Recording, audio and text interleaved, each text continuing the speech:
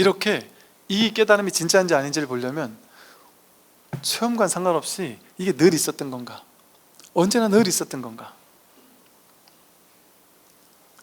이거를 봐야 된단 말이죠.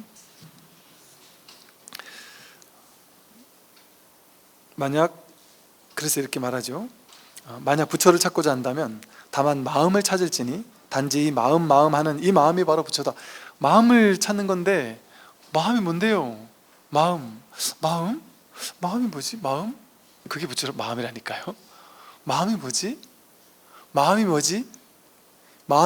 이게 마음이에요. 마음이 뭐지? 그래서 회광반조하라고 하는 거예요. 마음이 뭐지 하고 계속 찾으러 바깥으로만 쫓아다니다가 마음이 뭐지 하는 이거 이렇게 딱 돌이킬 줄 알아야 된단 말이에요.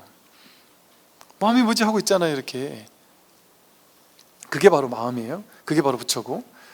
그러니까 부처가 별게 아니라니까요. 우리 다 가지고 있는 게 부처지. 저 2500년 전에 거룩하신 석가모니 부처님, 그분만이 부처고 앞에 이렇게 거의 금칠을 하고 계시는 이런 분만이 부처가 아니란 말이에요.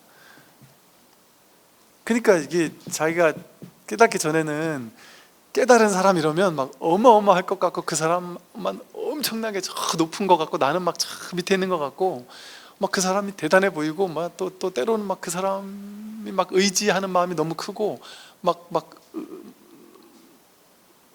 때로는 너무 의존하게 되고, 막 의지하고 싶기도 하고, 뭔가 막 진짜 막 너무 막 좋다는 느낌도 들고 막 이럴 수도 있단 말이에요. 근데 그게 다 허상이라니까요. 그때 잠깐 왔다 가는 거라니까요. 그건 바깥에 있는 거를 따르는 거죠. 바깥에 있는 거잖아요. 그게 자기에 있다라는 거를 알게 되면 그게 허상이었구나를 대번에 이제 깨닫게 된단 말이에요. 근데 그걸 그 중간에 잠깐 일어날 수 있는 그런 거 가지고 그냥 바깥에 있는 어떤 대상을 쫓아서는 안 된단 말이에요. 그래서 부처님 가르침에 부처님 열반하실 때 자등명, 법등명 하라 그랬잖아요. 그래서 자등명, 법등명 해야지 승등명 하지 말라 한단 말이에요. 그래서 법정 스님이 그러셨거든요. 나를 보고 너무 좋다고 하면서 막 쫓아와서 뭐 팬심으로 어쩌고 하는 사람 보면 나는 그런 사람에게 절대 그러지 못하게 한다. 왜냐하면 그거는 자기에게로 돌이키지 못하는 거예요. 자기에게 있는 이 마음, 이 부처를 깨달아야 되는데 그 바깥에 있는 걸 자꾸 의지하게 되면, 그러면 이게 오히려 거꾸로 간단 말이에요. 그래서 자기에게 의지하지 못하게 만들어야 돼. 진짜 스승은 제자들로 인해, 신도님이나 제자들에게 자기에게 의지하지 못하도록 만들어야 돼요. 자기에게 이렇게 와가지고 탁 막 무릎 꿇고 뭔가 이렇게 교주가 돼서는 안 된단 말이에요. 뭔가 이게 막 나에게 의지해라 이렇게 하면 안 되는 거예요. 그렇게 하면 그 사람에게 불이법이라는 자기 부처를 자기가 더 못 만나도록, 나를 통해서만 만나도록 자기 스스로 만나야 되는데, 그래서 자기 스스로 딱 온전히 오롯하게 딱 만난 게 힘이 이제 딱 생기게 되면, 그때는 이제 그 전에 막 그냥 그런단 말이에요. 막 저의 스승이 되어주세요 뭐 어쩌고 하면서 막 이런단 말이에요. 그게 자기가 쏟고 있는 건 줄 알아야 돼요. 그게 이제 딱 떨어진다니까, 자기 스스로. 그러니까 한때 그러다가 자기 스스로 이게 딱 떨어져야 돼요. 그게 딱 떨어지면 이제는 나중에 가면 뭐 스승님 어쩌고 막 이런 게 아니라, 스승이나 지나 나나 뭐 지까지는 아니랬지만 스승님 뭐 좋은 일 하네, 나도 내 길을 간다 하고, 뭐 석가모니 부처님이나 나나, 속존이나 나나, 달마나 나나, 육조 해능이나 나나, 이런 겉으로는 존중해 주겠지만 속으로는 이 다르지 않구나. 그래서 자기가 딱 자기 중심이 서는 거거든요. 그렇게 하는 게 이 공부예요. 그래서 뭔가 바깥에 이런 어떤 의지할 수 있는 그런 걸 세우는 게 아니에요. 그래서 불법성 3부에 귀의해라. 자기 부처, 자기 법, 자기의 이 법을 간절히 여기는 마음, 그 마음이 승이거든요. 자기 안에 있는 승보란 말이에요. 내가 이 법을 향해 막 간절한 마음, 발심하는 마음, 그게 자기 안에 있는 자성 승보거든요. 자기가 스님이 돼야 되는 거지요. 만약 부처를 찾고자 한다면 반드시 본성을 보아야 하니 본성이 곧 부처이다. 만약 본성을 보지 못한다면 염불하고 독송하고 죄를 지내고 계를 지켜도 이익될 것이 없다. 부처를 찾고자 한다면 본성 보는 게 중요하지. 본성을 보지 못하면 염불하고 독성하고 제를 지내고 각종 제 있잖아요. 무슨 관음제일, 무슨 뭐 지장제일, 무슨 제 뭐 제계 한 달이죠. 제를 지내고 계를 지키고 그래도 이익될 게 없다 이렇게 말했단 말이에요. 만약 스스로 밝게 깨닫지 못했다면 반드시 선지식을 찾아가 생사의 근본을 밝혀내야 한다. 오늘날 사람들이 서너 권의 경론을 강의할 수 있는 것으로 불법이라고 여긴다면 그는 어리석은 사람이다. 자기 마음을 보지 못하고 글만 외운다면 아무런 쓸모가 없다. 그 당시에 이제 이 불교 안에도 뭐 강사들, 그러니까 좌주 이렇게 부르는 뭐 강사 스님들이 있었단 말이에요. 경전 해설도 할 줄 알고 이렇게 경전 문자로서 경전을 공부를 많이 한 스님들, 이제 그 스님들에게 하는 말이겠죠. 그렇게 경전을 많이 공부하고 한다 하더라도 자기 마음을 깨치지 못했다면 그것은 진짜 공부가 아니다 하는 거예요. 그리고 아까 말한 것처럼 염불하고 독성하고 계를 지켜도 이익될 게 없다 하는 게 엄밀히 말하면 출세간에 있어서는 이익될 게 별로 없다. 근데 세간에서는 방편으로서는 어느 정도의 이익은 되죠. 그걸 무시할 수는 없는 건 맞죠. 왜냐하면 세간상에서는, 세간의 방편의 입장에서는 그렇게 하는 게 어느 정도 도움이 돼요. 근데 이제 이 서원사 스님들은 스님들을, 소수 엘리트 스님들, 진짜 내가 깨닫겠다 하고 그냥 확 찾아온 그 소수 엘리트 스님들을 대상으로 그냥 깨달음만 얘기하는 거예요. 그러니까 그냥 이런 짜잘한 얘기 안 한단 말이에요. 그냥 본론으로 들어가서 깰 걸 과감하게 깨주는 걸 하는 거예요. 그러니까 이렇게 이익될 게 없다라고 딱 잘라 말하는 거지. 그런데 이제 우리 같이 이렇게 온갖 다양한 그 근기의 사람들이 많은 입장에서는 그렇게만 얘기할 수 없는 측면이 분명히 있긴 있어요. 보세요. 죽고 사는 일이 크니 헛되이 시간을 보내지 말라. 어떤 분이 그러세요. 당신은 이제 뭐 사회적으로도 나름 이렇게 어느 정도 위치가 있고 공부도 워낙 많이 하셔가지고 사람들 존경을 받고 뭐 무엇 하나 부족한 게 없다는 거예요.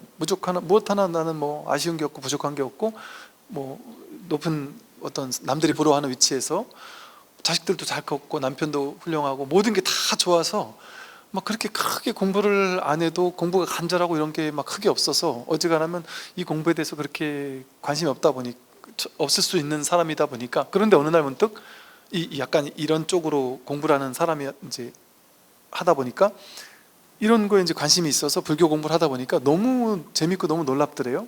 그래서 이제 당신이 기존에 공부하던 대로 그냥 문자로만 경전을 막 공부하고, 심지어 경전을 공부하니까 너무 막 학자 입장에서 공부를 하니까 너무 재밌는 거죠. 그래서 막 그냥 공부를 하면서 야, 불교가 대박이다, 대단하다 하면서 너무 재밌는 거죠. 그래가지고 이제 경전 해설하는 책까지 쓰고, 그래서 이제 나름 되게 뭐 이렇게 또 이름도 있는 이제 이런 입장이 되는데, 가만히 보니까 지금 멈추지 않으면 안 되겠구나. 왜냐면 지금 이 상태로 점점 더 만약에 혹시 내가 막 불교 지도자 같이 돼버리고 불교에서 유명하게 불교를 뭔가 잘하는 사람처럼 돼버리면 남들이 나를 어떻게 볼지 모르지만 나는 내가 아는데, 내가 이 마음을 깨닫지 못했다는 걸 내 스스로 아는데 이 겉에 드러난 이게 뭔 의미가 있겠는가.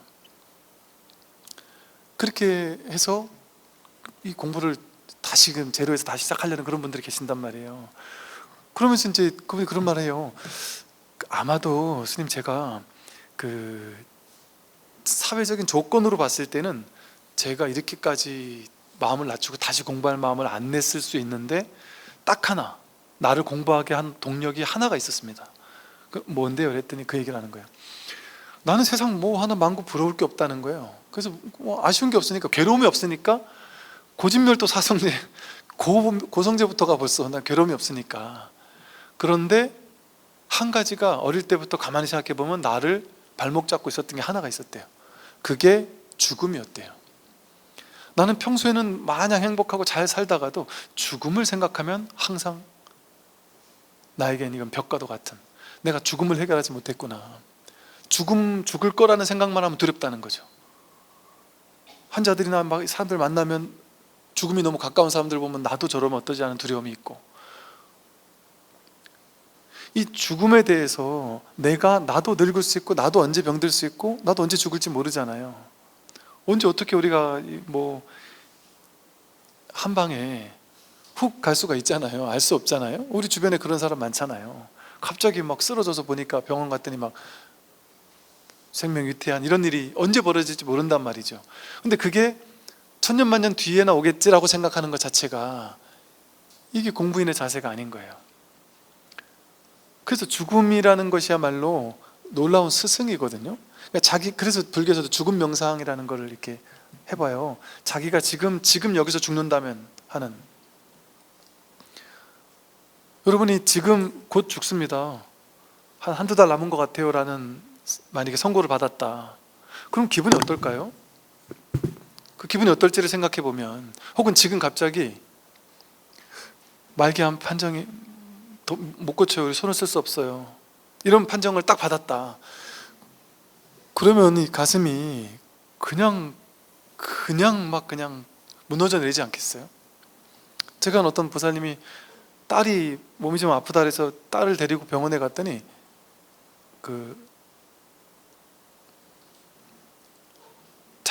자궁암 그런 건데 너무 심해가지고 이게 자궁을 드러내야 된다 이런 판정을 받았대요. 그래서 그 드러내는 수술을 해야 된다고. 근데 이 아이는 결혼도 안 해서 자궁암을 수술을 이렇게 하게 되면 이제 애도 못 낳고 뭐 이런다는 얘기를 들었나 봐요. 그 말을 듣자마자 하늘이 무너져 내린 거죠. 아이도 그렇고 엄마도 그렇고 완전 하늘이 무너져 내리는, 완전 절망 속에서 수술 날짜 잡고, 안 하면 얘가 죽을 판이니까 차라리 그래도 해야지 하고, 그러고 그냥 거의 초죽음 같은 느낌으로 온 가족이 그러고 살았단 말이죠. 그 날짜 하루하루 다가오는 지옥 같은 삶을 보냈단 말이죠. 근데 누가 한 군데 가서 몰라, 여기저기 몇 군데 가서 알아봐야 돼. 그래서 몇 군데를 가서 해봤는데 그게 아니래요. 그걸 드러낼 필요가 없다는 거예요. 그럼 뭐 이렇게 어느 정도 처방만 하면 된다는 거죠. 그래가지고 그 병원 안 가고 딴 병원 가가지고 이렇게 해도 지금 뭐 잘 살고 있다는 것 같아요.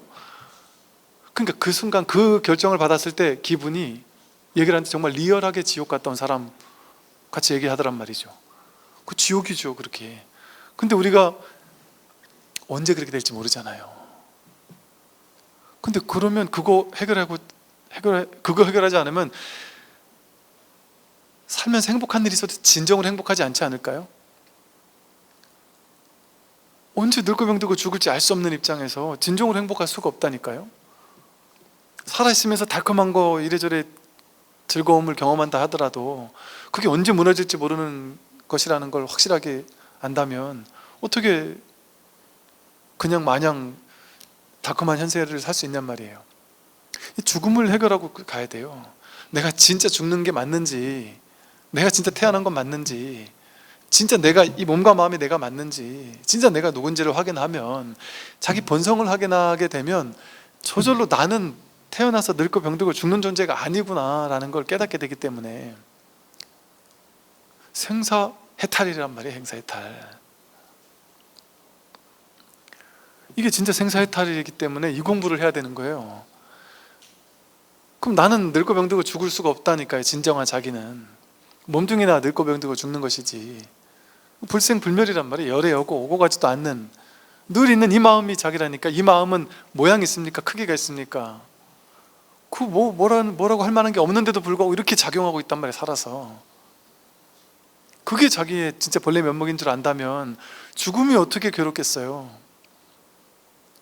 우리가 한 생각 일으키지 않고 있으면, 멍 때리고 있으면 거기가 죽음인데, 밤에 잘나고 머리 딱 떨어지면 그게 죽음이에요. 어찌 보면. 그러니까 매순간 그 작용이 일어날 때 거기서 불성이 확인되는 거지, 작용이 없으면 불성이고 뭐고 알아볼 수가 없다니까. 그건 있다거니 없다거니라는 말을 할 수 없어요. 그러니까 이 사실을 모르니까 자기 몸을 가진 이 에고가 자기라는 생각을 가지고 이런 법문을 들으니까 이런 질문을 많이 해요. 스님, 그 불성이라는 거 지금 이렇게 작용해서 확인되지만 내가 죽으면 확인 안 되는 거 아니에요? 이렇게 말한단 말이에요. 이게 있다거니 없다거니 할 수 있는 게 아니라니까. 지금 한 생각 일으키지 않으면 거기서는 작용이 일어나지 않았을 땐 이걸 확인할 수 없어요. 그러니까 있다거나 없다고 이렇게 말할 수 있는 게 아니란 말이에요. 그러나 작용 속에서 그게 그냥 확인될 뿐이에요. 그런데 확인되지만 눈으로 이렇게 대상을 보듯이 이렇게 볼 수 있고 잡을 수 있고 만질 수 있고 이렇게 확인되는 게 아니에요.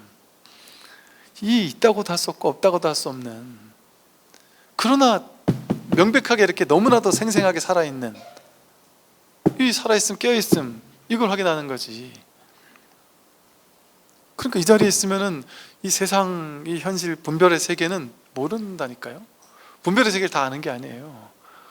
모름이라는 게 명확해지는 거예요. 그럼 모르는 거에 안착하는 거예요.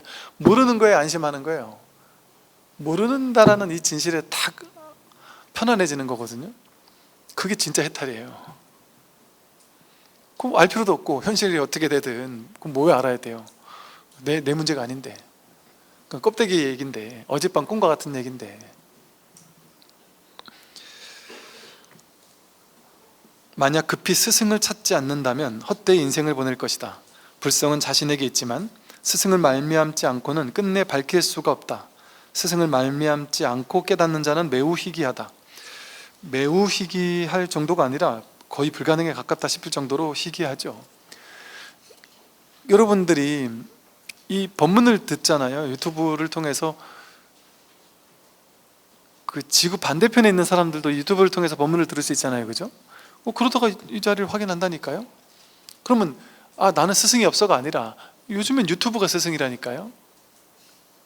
그런데 이게 법문을 들을 때 자세가, 이게 와서 법문을 듣는 게 훨씬 큰 도움이 됩니다라고 하는 거는, 그랬을 때 훨씬 더 내가 자세가 완전 다르다니까요.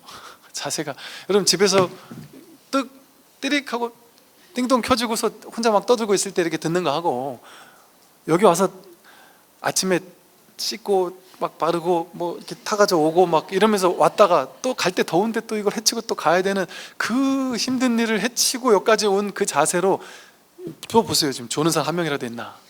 이 많은 분이 아무도 안 주시잖아요. 줄 수가 없는 거예요. 내가 이게 시간이 아까워서 하루를 내던져가지고 여기 왔는데 어떻게 줄 수가 있겠어요? 그런 마음으로 법문 듣는다 보니까 자세가 완전 다르단 말이에요. 그러니까 그것처럼 내가 혹시 여기를 꼭 굳이 와서 듣지 못하는 사람일지라도, 지구 반대편에 있는 사람일지라도 뭐가 스승이냐? 여러분 생각해 보세요. 이런 법문을 듣다가 깨달을 수는 있어도 이 법문을 못 듣는 사람이 문득 이게 진짜 난데라고 생각해 보세요. 그게 되겠습니까? 이게 가능하긴 하는 얘기겠어요? 맨날 분별만 하고 살던 사람이 분별 아닌 이 자리를 어떻게, 이런 가이드 없이 어떻게 이걸 상상이라도 할 수가 있겠어요? 불가능하다니까요, 진짜. 그러니까 이게 신기한 게, 진짜 석가모니 부처님은 어떻게 이걸 알 수가 이걸 어떻게 알았지? 귀신이 고고날 노리신 거예요. 이걸 어떻게 알 수가 있는지. 이게 정말 신기한 일인 거죠. 그래서 이게 우리의 스승님이 석가모니 부처님이고 옛날 여태 조사 스님들인 것이, 뭐가 스승이에요? 이런 선어록이 스승이고 이런 법문이 스승이고 부처님이 스승인 거예요. 그러니까 우리가 이렇게 부처님이라는 스승을 우리 인생에서 내가 만난 거잖아요. 내가 내 마음으로 부처님이라는 남들은 여러분 옆에 있는 많은 친구들은 나 절에 가서 법문 듣고 부처님 법문 들어 이러면 이상하게 생각하는 사람도 있을 거 아니에요. 뭔 종교를 하냐, 이런 사람도 있을 거 아니에요. 얼마나 기특해요. 이런 붓다라는 위대한, 정말 이걸 어떻게 알 수 있었지 하는 이런 선지식을 나의 스승으로 삼을 수 있었다라는 것은, 여러분이 60억 인구 가운데 몇 명 되겠어요? 이 공부를 만나는 인연이 얼마 안 된다니까요. 그래서 이 스승을 말미암지 않고서는 거의 불가능에 가까워요. 만약 본성을 보지 않더라도 염불하고 독경하고 보시하고 계를 지키고 정진하고 널리 이로운 일을 한다면 성불할 수 있습니까? 성불할 수 없다. 어찌하여 성불할 수 없습니까? 만일 얻을 수 있는 조그마한 법이라도 있다면 그것은 유의법이고 인과법으로서 과보를 받는 것이니 곧 윤회하는 법이다.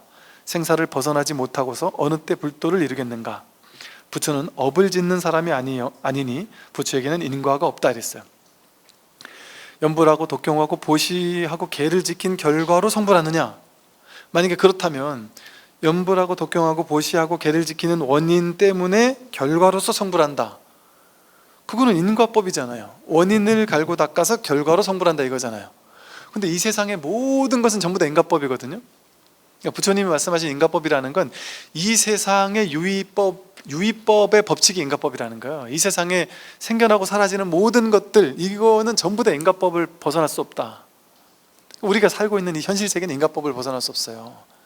그런데 딱 하나, 이 마음 하나만, 불성 하나만 비인비과란 말이에요. 원인도 아니고 결과도 아니다.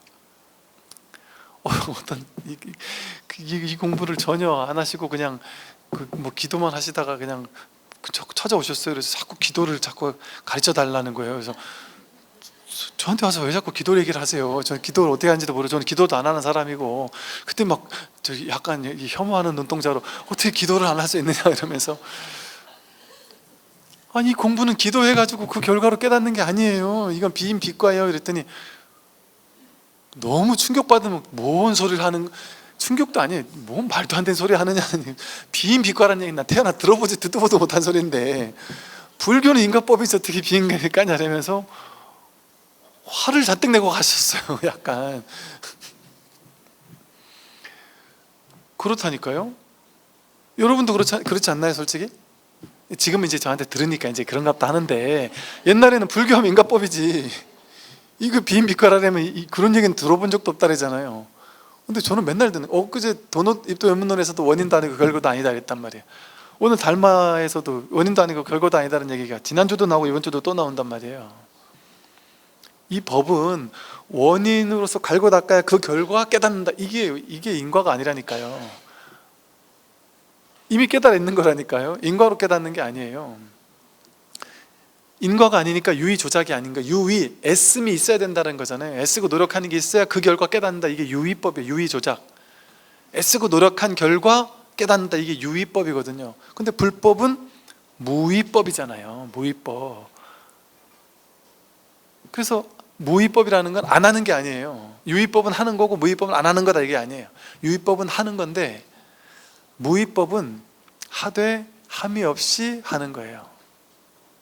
하는데 한다는 생각 없이, 한다는 생각이 집착함이 없이 하는 거예요.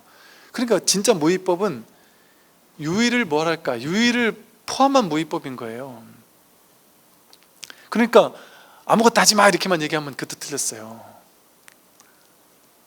해야 된단 말이에요. 뭔가 이렇게 법문 들으러도 오고, 자꾸 귀에 꽂고 뭔가 자꾸 산책도 하고, 뭐라도 해야 된다. 잠시 시간 일에 있으면 지하철 타고 왔다 갔다 하다가 잠시 스마트폰 내려놓고 잠시 가만, 아무것도 하지 않고 그냥 있어 보는 거예요. 분별하지 않고 그냥 이렇게 바라보는. 왜 그럴까요? 아무것도 하지 않으면 내가 바라보는 게 아니고, 아무것도 하지 않고 그냥 있으면 환히 비추고 있잖아요. 지하철에서 저거덕 하고 지나가는 소리도 비춰지고 있고, 옆에서 사람들 제깔제깔 떠드는 소리도 비추고 있고, 뭐 몸에 뜨거운 열기 같은 것도 비추고 있고, 다 저절로 알아차려지고 있잖아요. 그 본성품, 그걸 분별하지 않고 그냥 그걸 경험하고 있고 그 자리에 잠시 머물러 있잖아요. 진실과 함께 있단 말이에요. 자기 생각을 따라가지 않고 그냥 있으면. 그게 진짜 명상 아니에요? 근데 이걸 뭐 명상이라 이름 붙여야 명상입니까? 근데 오히려 요즘에 명상이라고 이름 붙이는 명상은 뭐예요? 이러고 앉아가지고 호흡이 들어오고 나가는 거를 지켜보거나, 뭐 하나 둘 셋 하고 뭔가 하는 거잖아요. 그렇게 할 필요가 있냔 말이에요. 그냥 있는 거지. 그래서 여러분, 놀라운 건요, 그 세계적인, 예를 들어 세계적인 유명한 명상의 지도자가 있다. 그럼 여러분 어떤 걸 우리는 원하느냐면, 왜냐하면 여러분 서양에서 세계적인 명상 지도자들 명상 클래스를 들으려면 몇백만 원 싸들고 가가지고 3박 4일 들어야 돼요. 구글 무슨 명상 프로그램 거기도 500만 원 막 이렇다 그러고. 근데 그런데 그 뭐 무슨 요즘에 나오는 무슨 뭐 MBS 할인 이런 것도 배우려면 수십만 원 갖다 주고서 몇 박 며칠 해야 된단 말이에요. 그리고 거기서는 딱 구조화돼 있어요. 명상이 어떻게 하고 다 이끌어주고, 뭐 이렇게 착착착착 하나하나 딱 1단계 2단계 하고 이렇게 가르치고 막 이렇게 돼 있단 말이에요. 그러니까 그래야지 돈 받아먹은 보람이 있는 거 아니에요. 왜냐하면 돈은 잔뜩 많이 받았는데 그냥 가만히 있으면 그게 명상이에요. 이렇게 얘기하면은 돈 다시 가져와. 그러니까 이제 그게 제가 잘못됐다는 게 아니라 그것도 도움이 될 수 있단 말이죠. 아무것도 모르는 사람에게 그냥 앉아있으라면 못 한다니까요. 그러니까 되게 요즘 현대인들에게 상당히 도움되겠다 싶다니까요. 요즘 그런 명상들은 하나하나 이끌면서 이렇게 유도해 주면서 이렇게 자연스럽게 명상할 수 있게 이렇게 이끌어준단 말이죠. 그런 면에서는 아주 쉬운 도움이 돼요. 그런데 놀랍게도요, 여러분, 진짜 명상의 달인 있잖아요. 진짜 명상, 제대로 된 명상을 진짜로 하는 명상가, 그런 사람에게 우리가 큰 기대를 하고 딱 갈 수 있단 말이에요. 딱 가면 그 사람은 너무 심플한 얘기를 할 수 있어요. 그렇게 막 체계화 있게 막 1교시, 2교시, 3교시 막 교재 가지고 막 이렇게 설명하고 명상을 어떻게 하고 막 이런 도구 하나 가져와서 이런 명상 저런 명상 막 온갖 명상 막 가르치고 이런 커리큘럼에 없을 수 있단 말이에요. 진짜 명상을 가르치는 사람이라면 커리큘럼도 필요 없고 뭐 준비물도 필요 없다니까요. 아무것도 하지 말고 그냥 있어 보세요. 말 그대로 아무것도 하지 말고 그냥 있는데, 생각 분별 움직이지 않고 그냥 있어 보면, 그냥 있는데 뭔 방법이 필요해요? 뭔 재료가 필요해요? 뭐 건포도가 왜 필요하냔 말이에요. 원래 그래서 이게 가장 위대한 명상은 가장 심플한 거라니까요. 그러니까 이 가장 심플한 거를 가르쳐주고 돈을 받을 수가 없잖아요. 뭔가 좀 있어 보이게 이렇게 뭔가 딱딱딱 이렇게 커리큘럼도 주고 교재도 주고 하면서 해줘야 뭔가 그래도 그 현대 사회에서, 이 자본주의 사회에서 그 돈은 값어치를 하는 건데, 근데 이제 진짜 명상을 가르칠 때는 그렇게 하기가 애매한 거죠. 이렇게 진짜는 이렇게 심플한 거예요. 단순하고. 진짜는 그렇게 유의 조작이 들어가지 않아요. 그러니까 그런 수많은 명상 댄스에서 하는 막 어마어마한 명상 방법, 무슨 막 온갖 커리큘럼 단계가 있고 뭐 이런 것들은 유의법이에요. 인가법이고 과보를 받는 거죠. 그걸 열심히 하면 그 결과 이런 과보를 받는다, 이런 결과가 있다 이거잖아요. 근데 그것은 윤회하는 법이에요. 그래서 그것도 나쁜 건 아니에요. 그렇게 해서 명상을 하면, 명상을 해서 마음이 고요해지는 걸 연습하니까 그 인과 그 원인을 닦은 결과 어떻게 될까요? 윤회한단 말이에요. 윤회하는 법이다 그랬잖아요. 어떻게 윤회하겠어요? 천상세계에 태어나는 윤회를 하겠죠. 그러니까 욕계, 색계, 무색계, 욕계에 안 태어나고 천상에 색계 초선, 2선, 3선, 4선이 있고 무색계 1선, 2선, 3선, 4선이 있단 말이에요. 그러니까 내가 명상을 얼마만큼 닦았냐에 따라서 색계 초선의 천상, 두 번째 천상, 세 번째 천상, 네 번째 천상의 천상세계에 태어난다든지, 무색계의 초선, 2선, 3선, 4선에 태어난다든지 막 그런 정도의 공덕을 받겠죠. 그러니까 그것도 얼마나 대단한 공덕이에요. 이 육도윤회 가운데에서는 최고의 공덕이잖아요. 그것도 천상세계 가는 거니까. 다른 종교에서 다 뭐 하고 싶어 해요? 천당 가고 싶어 하잖아요. 그러니까 천당 가는 정도의 공덕은 된단 말이에요. 그게 명상을 하면 천당 가는 공덕이 된다. 그런데 우리가 천당 가려고 이 공부하냔 말이에요. 육도 윤회에서 벗어나려고, 윤회를 벗어나려고 이 공부하는 거잖아요. 그러니까 이 공부하는 입장에서는 이게 큰 소용이 없다 이 소리예요. 그러니까 이 현실에서는 도움이 되는 거예요. 그냥 일반적으로는 이렇게 말할 수 없어요. 도움이 되는 거죠, 어느 정도. 네. 그러나 이 생사해탈하는 공부에서는 이게 뭐 별 도움 되는 게 아니란 말이에요. 그래서 그거는 윤회하는 법이다. 그러니 생사를 벗어나지 못하고서, 이 윤회를 벗어나지 못하고서 어느 때 불도를 이루겠느냐. 이 불도를 이루려고 한다면 그 윤회하는 법 속에서 매여 있어가지고 되겠느냐. 부처는 업을 짓는 사람이 아니니 부처에게는 인과가 없다. 부처에게는 인과 이런 게 없다. 눈앞 지금 이건데, 이것뿐인데 무슨 과거, 현재, 미래가 있어요. 그리고 실제 여러분이 그러니까 거짓된 생각을 따라가지 않으면, 분별망상이라는 생각을 따라가지 않으면 여러분에게도 인과가 없죠. 지금 우리에게 인과가 없죠. 지금 여기서 업이 없단 말이에요. 왜 그럴까요? 여러분, 인과를 경험하려면 생각이 있어야 되잖아요. 내가 지금 나쁜 일을 당했어요. 그러면 내가 어제 아니면 지난주에 나쁜 일 했더니 오늘 이걸 받는구나. 그 생각이 있을 때만 인과하잖아요. 근데 그 생각이 없으면 어때요? 그냥 이 일이 일어날 뿐이잖아요. 그죠? 그러니까 인과는 생각을 했을 때만 인과잖아요. 지금 이것뿐이라니까요, 그냥. 그리고 우리가 살아왔을 지금까지 태어나서 지금까지 여러분이 살면서 한 번이라도 과거를 살아봤습니까? 미래를 살아봤습니까? 항상 눈앞을 살았잖아요. 과거를 살았다 하지만 그거는 생각을 일으켜야 그 과거가 지금 떠오르는 거지. 그때 그 과거를 살았던 그때는 현재였잖아요. 언제나 눈앞을 지금을 살았었잖아요. 그러니까 한 번도 인과라는 세계, 과거, 현재, 미래라는 시간의 세계를 살아본 적이 없다니까요, 우리는. 그거는 생각이 일으키는 망상일 뿐이지. 근데 우리는 생각을 너무 믿고 따르고 생각에 사로잡혀 살다 보니까 그게 진짜, 그 생각의 세계가 진짜의 세계인 걸로, 그 가상, 생각이 만든 가상현실이 실제 현실인 걸로 착각하고 살았던 것 뿐이죠. 근데 진짜로 보면 눈앞이죠. 언제나 지금이죠. 인과가 없죠. 그냥 지금이죠. 내가 어제 저 사람한테 욕을 한마디 했어요. 그때는 이 사람이 오늘 부룩부룩 하면서 오늘 와가지고 화가 나 나한테 욕을 딱 했단 말이에요. 그러면 어제가 있는 사람에게는 내가 어제 욕했으니까 이놈이 나한테 오늘 덤비는구나 이러고서 막 화가 날 거 아니에요. 그리고 어제 이 사람이 나한테 예를 들어 개만도 못한 놈아 이렇게 얘기를 했어요.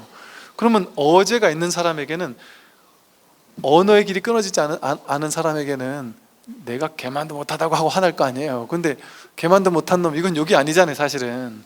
지금 눈앞에서 그것을 있는 그대로 만나면 개, 만, 도, 못, 한, 놈 이것뿐이란 말이에요. 그게 연결돼가지고 그게 그 언어 개념에 떨어지지 않으면, 그 개라는 이미지 언제 배웠냔 말이에요. 옛날에 그 개라는 이미지, 개는 나쁜 이미지다라는 걸 애견인들은 열받는다니까요. 그렇게 욕을 하면. 그렇지 않습니까? 실제 지금 눈앞이었잖아요. 그 말이 나에게 욕으로 다가오려면 그 인과 생각을 굴려야지만 그게 내 앞에서 지금 욕이 되는 거예요. 근데 지금 이 순간뿐이면 언어의 길이 끊어지는 거예요. 지금 여기면 바로 언어의 길이 끊어지는 거예요. 지금 여기면 분별이 없단 말이에요. 지금 여기면 개가 뭔지, 개 같은 사람이 뭔지 뭐 모른단 말이에요. 그냥 그 언어뿐이지. 지금 이 경험뿐이지. 그렇다고 그 의미를 모른다는 게 아니라 거기에 끌려가지 않는다는 거죠. 그래서 언제나 지금 인과가 없어요. 언제나 사실은. 근데 생각의 세계, 분별의 세계에서는 인과가 있죠. 그리고 과거, 현재, 미래라는 그 환상의 세계에서는 인과가 있지만 진실의 세계에서는 인과가 없죠. 그냥 눈앞인데 무슨 인과가 있어요. 그래서 이 실상의 세계, 부처의 세계, 여기는 인과가 없어요. 부처는 업을 짓는 사람이 여러분이 업을 짓고 내가 나쁜 짓을 해도 업을 졌다, 나중에 업을 받을 거다, 그 생각이잖아요. 그 생각이 있을 때 업보가 있다 이런 생각이 있는 거지. 그냥 지금 이거 매 순간순간 그뿐이라니까요. 거기 무슨 업보가 있어요. 업보가 있으려면 시간이 있어야 되잖아요. 근데 시간이 없는데 어떻게 업보가 있어요. 그러니까 부처는 매 순간 하면 그냥 무위행을 한단 말이에요. 그냥 하되 함이 없이 한단 말이에요. 그러니까 그것뿐인 거예요. 그러니까 해도 한 바가 없다 이렇게 말을 하는 것이죠. 이 부분까지만 끝내고 갈게요. 부처에게는 지키거나 범할 것이 없다. 부처는 뭐 취하거나 버릴 것도 없고 지킬 것도 없고 뭐 범할 것도 없어요. 그 모든 분별이 다 싹 끊어졌기 때문에 모든 법은 닦을 것도 없고 깨달을 것도 없고 원인도 없고 결과도 없다. 닦을 게 없단 말이에요. 닦을 게 있으면 원인 결과죠. 깨달을 것도 없다. 본래 깨달아 있으니까 사실. 원인도 결과도 없다. 원인을 제공해서 그 결과 깨달음을 얻는 그런 원인 결과가 아니에요. 인과가 아니다. 부처는 계율을 지키지도 않고, 부처에게는 계율이 따로 없어요. 왜냐하면 부처님 우리한테 방편으로 계율을 정해 준 거지. 좋다 나쁘다 옳다 그렇다는 이런 개념이 없다니까요.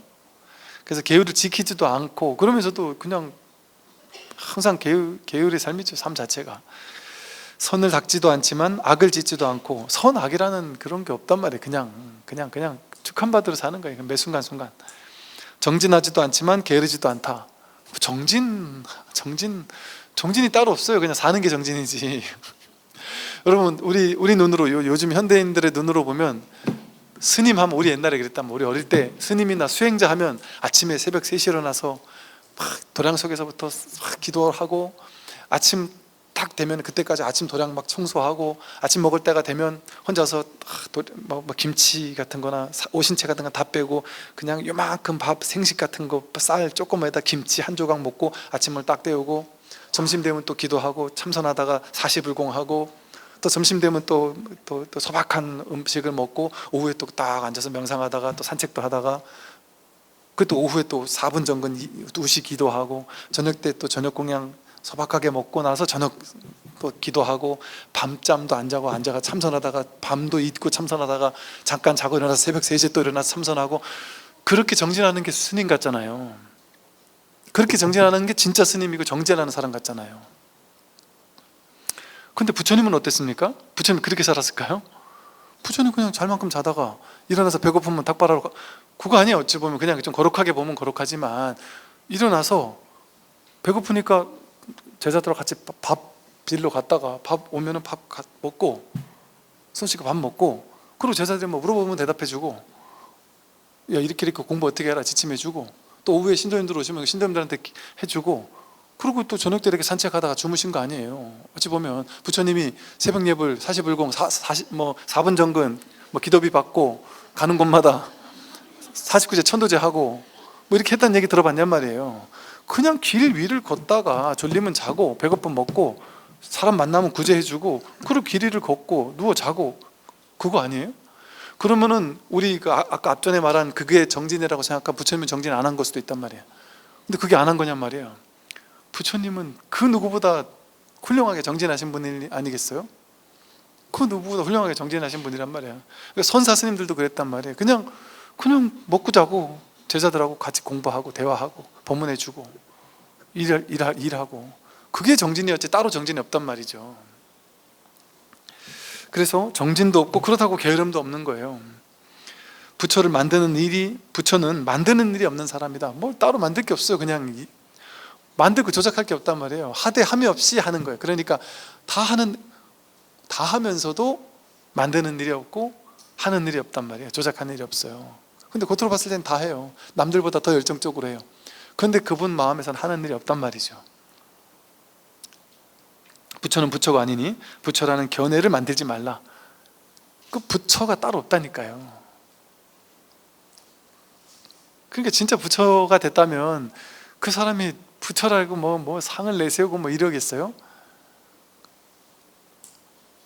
진짜 푹 익은 부처라면 자기가 부처라는 생각이 없다니까요. 따로 부처가 없으니까 그냥 이 현실 이유라니까, 현실이 진실이라니까요. 이 현실이란 진실에 딱, 그러니까 우리는 현실을 하나하나 분별하면서 좋고 싫고, 좋은 건 취하고 싫은 건 버리고 그러며 살지만, 부처는 좋은 거 싫은 거라는 생각 자체가 없으니까 좋은 거가 와도 허용하고 싫은 거가 와도 받아들이고, 좋다 싫다라는 생각이 없이 그냥 현실을, 그냥 주어진 현실 사는 거예요. 그러니까 여러분이 부처가 되면 지금처럼 살 거예요. 지금 부딪히는 사람하고 부딪힐 수 있고, 지금 직장 가가지고 힘들 수도 있고, 그 일로서는 힘들 수 있죠. 왜? 그 힘든 현실은 지금 가난하면 부처가 돼도 가난할 수 있단 말이에요. 지금 복 있는 사람은 부처가 돼도 복이 있을 수도 있고, 다 다르단 말이에요. 자기 현실은 업이 투영되는 거기 때문에 그건 다른 세계예요. 이법계와 사법계는 다르단 말이에요. 다르게 건립되어 있단 말이에요. 그러니까 출세간에서 깨달았어도 현실 세간에서는 그냥 여러분 그냥 주부가 깨달으면 갑자기 조계사 큰법당에서 법문시키지 않아요. 주부가 깨달으면 그냥 주부라니까요. 애 밥 해줘야 된다니까. 그 다음날 애한테 맨날 욕먹으면서 뭐 이런 거밖에 밥 못했냐고 맨날 그 소리 들으면서 밥 해야 된다니까. 밥하고 있는 부처예요. 그런데 그전에는 내가 이런 것을 하고 이래야 되나 이런 생각을 하면서 밥을 했다면, 이제는 밥하는 게 날마다 새로운 거예요. 그냥 재밌게 밥하고 그냥 그러고 사는 거예요. 그냥 그런 부처지예요. 그러니까 현실이 달라지는 게 아니라 현실이 완전히 수용되는 거예요. 자수용신 이러잖아요. 법신 부처님은 스스로 완전히 수용하는 거예요. 근데 수용한다는 생각도 없이 100% 수용되는 거예요. 좋은 것만 수용하고 싫은 건 거부하는 게 아니라 좋은 거 싫은 거 할 것 없이 통으로 수용하는 거예요. 그러니까 삶이 좋은 게 있고 나쁜 게 있다는 생각 자체가 없단 말이에요. 완전 수용됐단 말이에요. 그러니까 무엇이든 그러니까 무엇이든 받아들이는 게 부처지, 내 인생 자꾸 좋은 걸로 바꾸는 사람이 부처가 아니에요. 그 사람 어리석은 사람이죠. 그러니까 영적인 스승이라면서 맨날 뭐라 그래요? 마음먹은 대로 다 할 수 있습니다 하면서 마음먹은 대로 할 수 있게 부자도 될 수 있습니다, 도와주겠습니다. 이거 아직 한참 멀은 사람들이라니까요. 그런 얘기하는 사람들은. 오늘 여기까지 말씀드리겠습니다. 공부하십시오.